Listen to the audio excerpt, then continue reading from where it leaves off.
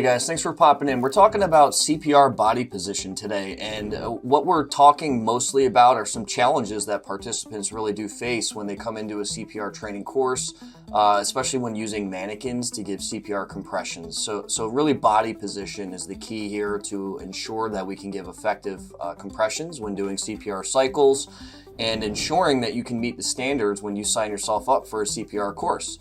It is difficult to give compressions for many people. So again, a couple tips that we have, we'll talk about here in a minute, but the important thing to really take a look at is understanding the depth and how hard you actually have to push when you're in a CPR course on these mannequins, right?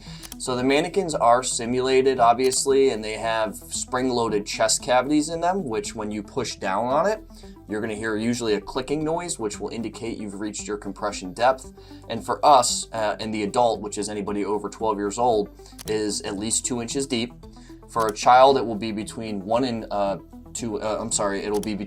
12 years old, and we're about 2 inches deep. And for an infant, we're talking anybody under 1, so newborn to 1, and that would be about 1.5 inches deep. So that's how we actually have to push down in terms of depth, right?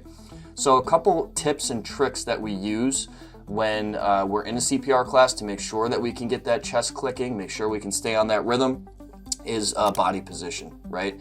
So as you're kneeling beside your mannequin on the floor, you want to take the heel of one hand, place it right in the center of the chest across the anatomical nipple line, right? So the heel of your hand across the chest. So we go heel down, fingers up, right? Once we're here, we're going to interlock our fingers.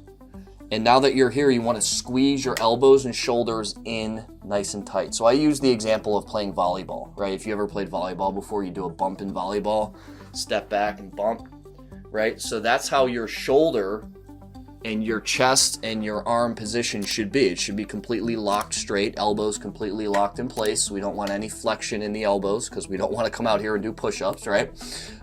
So now that we have that, we're going to lean our body forward so that our shoulders are directly over top of our hands, right? So our motion is straight up and down.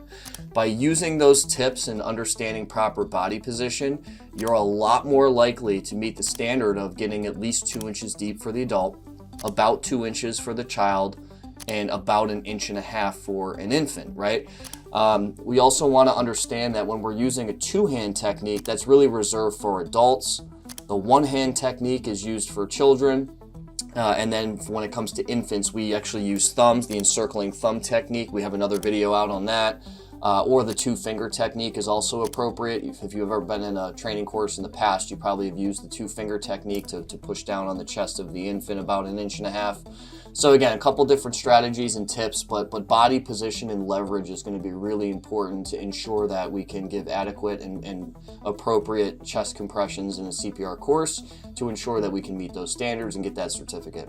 Hopefully you guys enjoyed the video today. We do have some other videos on actually walking through what that looks like in practice using equipment, so feel free to check those out. And if you have any questions, please reach out. Thanks so much for joining us today.